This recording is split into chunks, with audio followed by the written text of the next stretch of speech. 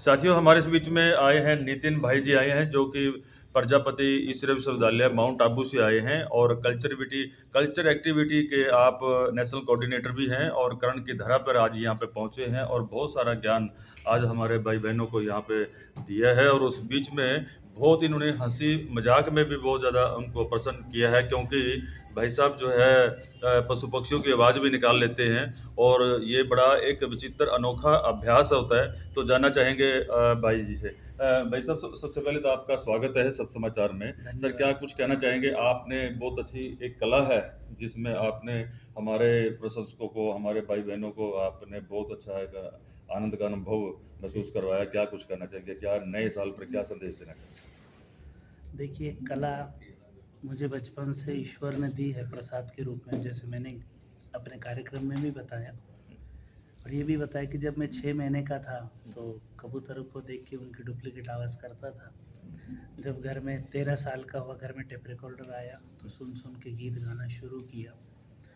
घर में लौकिक में भी मैं ब्राह्मण फैमिली से ही बिलोंग करता हूँ, नासिक महाराष्ट्र से हूँ। मेरे फादर पुलिस डिपार्टमेंट में डीएसपी थे। मैंने भी ग्रेजुएशन की, मुझे भी आर्मी जॉइन करनी थी, मैंने एनसीसी जॉइन की, मैंने दिल्ली राजपथ परेड की। लेकिन एक साइड जीवन की ये भी थी कि घर में भक्ति भाव और आध्यात्म ये था। तो स्पिरिचुअलिटी से, इस संस्था से जिसका नाम प्रजापिता है, कोई कोई प्रजापति कर देते हैं, तो प्रजापिता ब्रह्मा कुमारी ईश्वरीय विश्वविद्यालय से पहले माँ मम्मी का जुड़ा हुआ। तो इस संस्था का नाम में ही सारा कुछ समाया हुआ है कि प्रजापिता ब्रह्मा द्वारा ईश्वर ने स्थापन किया हुआ, सारे विश्व के लिए खुला। जबकि इस संस्था में सभी धर्मों के लोग हैं, ये धर्म भेद नहीं है, क्योंकि आध्यात्म है ये। तो सभी आत्माओं के लिए खुला है। यहाँ हिंदू भी है, मुस्लिम्स भी है, क्रिश्चियंस भी है। यहाँ पे यही पढ़ाई पढ़ाई जाती है कि हम सब आत्माएं हैं और एक पिता परमात्मा जो सर्वशक्तिवान है, जो लाइट है, कोई उसको लाइट कहता है, कोई ज्योति कहता है, कोई रूह कहता है। हम सब उसकी संतान है, उसने ये दुनिया बनाई हुई है। तो जब इस संस्था से जुड़ा तो मन में, जब अध्यात्म भक्ति में थे तो बहुत सारे सवाल थे मन में। तो जब इस संस्था में आए तो बहुत सुंदर ज्ञान दुनिया का और तीनों लोग, तीनों कालों का सत्य ज्ञान, सत्य परिचय परमात्मा का मिला और जीवन परिवर्तन हुआ। जो जीवन का उद्देश्य था, भाई फोर्स ज्वाइन करेंगे, देश की सेवा करेंगे, तो भगवान ने तो और बड़ा विजन कर दिया कि सिर्फ देश की नहीं, पूरे विश्व को इन चीज़ों की ज़रूरत है। और ये कला मुझे बचपन से भगवान ने दी है और मन ही मन में भगवान से बात भी करता था कि भगवान, ये तेरी देन है, तेरा प्रसाद है।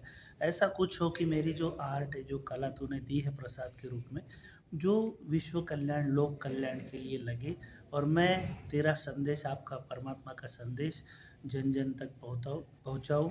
और इसी कारण से आज यहाँ पे करनाल भूमि में आगमन हुआ है। मुझे लगभग 26 वर्ष इस ईश्वरीय विश्वविद्यालय से जुड़ के हुआ और लगभग 20 वर्ष जो माउंट आबू, जो विश्व का मुख्यालय है पूरे ब्रह्मा कुमारीज़ का, पूरे विश्व में लगभग 150 कंट्रीज़ में अपने लगभग 8,500 से भी अधिक ब्रांचेस है। तो उसका वर्ल्ड हेडक्वार्टर माउंट आबू है। वहाँ पे भी बहुत सारे कैंपस बने हुए हैं।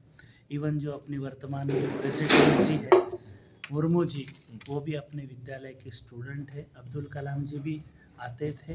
तो ये ज्ञान सबके लिए है, एक छोटे तबके से लेके ऊपर तक के लिए, और सभी धर्मों के लोग यहाँ पे आते हैं और यही पाठ पढ़ाया जाता है कि हम सब आत्माएं परमात्मा की संतान हैं और यही संदेश है ये जन जन तक पहुँचे।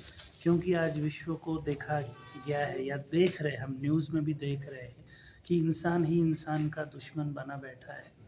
जबकि एक पिता की संतान है, लेकिन आपस में ही एक दूसरे को मार रहे, काट रहे।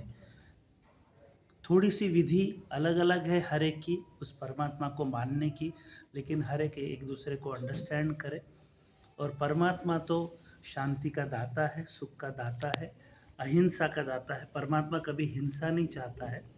तो यही संदेश है, हम एक पिता की संतान है, आपस में भाईचारे से रहे, प्यार सद्भावना से रहे। और यही संदेश आज यहाँ वैश्विक संस्कृति जो है प्रेम, शांति और सद्भावना। आज सबको प्रेम चाहिए, इवन प्राणियों को भी, प्राणी मात्राओं को, प्रकृति को भी आज प्रेम चाहिए। आज अफ्रीका के जंगलों में अगर किसी पेड़ को तोड़ना है तो वो अफ्रीकन आदिवासी उसको तोड़ते नहीं है, बहुत सारे लोग इकट्ठा होते हैं और उसको बहुत सारा कोसते हैं, तो वो कुछ दिनों में ही अपने आप वो जल के मर जाता है। तो प्रकृति पर भी घृणा का प्रभाव पड़ता है, तो प्यार का क्यों नहीं पड़ेगा। तो हर एक को, प्रकृति हो, प्राणी हो, इंसान हो, सबको प्रेम और शांति चाहिए। और वो एक ही चीज़ से आएगा, वो डिवाइन जो ज्ञान है, डिवाइन पावर जो परमात्मा है, और ये आध्यात्मिक शक्ति, आध्यात्मिक ज्ञान। हर एक को ये संदेश कि हम सब आत्माएं एक पिता के संतान। इसलिए कहते भी है कि हिंदू, मुस्लिम, सिख, ईसाई आपस में है, बहन बहने कहते आपस में है, भाई भाई कहते हैं। वो इसी नाते से, इसी को राष्ट्रीय एक आत्मता कहते हैं। एक आत्मता माना हम सब आत्माएं हैं और एक पिता के संतान है। अगर यही विचारधारा हर एक अपने माइंड में सेट करे, इसी का अभ्यास करे, एक दूसरे को उसी दृष्टिकोण से देखे, एक दूसरे का सम्मान करे, जो भी रिचुअल्स है उसका सम्मान करे, तो आपस में प्यार और भाईचारा, देश का वातावरण, और देश के साथ में समझता हूँ कि सारा विश्व स्वर्ग बन जाएगा। नया कोई दुनिया स्वर्ग लाने की यहाँ पे ज़रूरत नहीं है। पहले स्वर्ग था, इंसान ने ही ये अपने कर्मों से, अपने सोच से, अपने कामों से बिगाड़ा है इसको।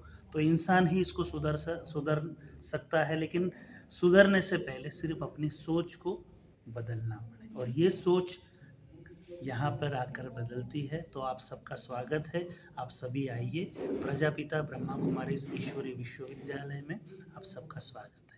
ओम नव शांति। वर्ष 2025 आने वाला है, क्या जी। संदेश देना चाहेंगे देशवासियों को? बस यही है, सबको शांति चाहिए, अमन चाहिए, प्यार चाहिए, सद्भावना चाहिए। सबके लिए यही शुभकामनाएं हैं, शुभ भावना है। अभी कोरोना का दौर भी पास हुआ, क्या क्या बीमारियां हैं, तो आप हर एक को 4 चीज़ चाहिए होती है, 4 चीज़ों का सुख चाहिए होता है, तन का, मन का, धन का और जन का। तो यही शुभ संदेश है परमात्मा की ओर से, इस संस्था की ओर से, मेरी ओर से, कि आप सदा तन से तंदुरुस्त, मन से मंदुरुस्त, धन से धनदुरुस्त और जन से जनदुरुस्त रहे। तन मन धन जन आप सदा भरपूर और संपन्न और स्वस्थ रहे। इन्हीं शुभकामनाओं के साथ ओम शांति।